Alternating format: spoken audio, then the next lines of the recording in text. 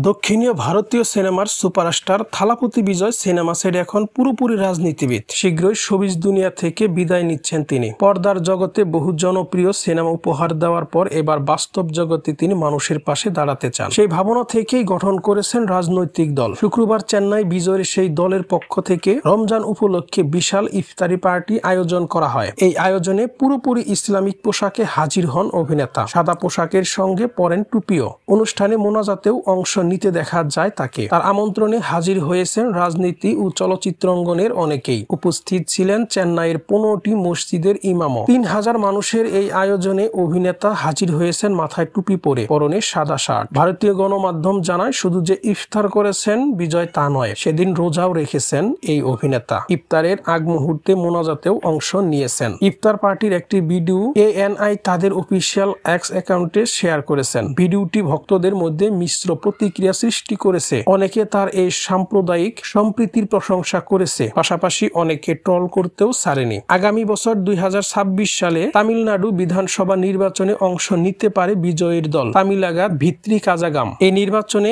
এককভাবে প্রতিদ্বন্দ্বিতা করতে পারেন বিজয়।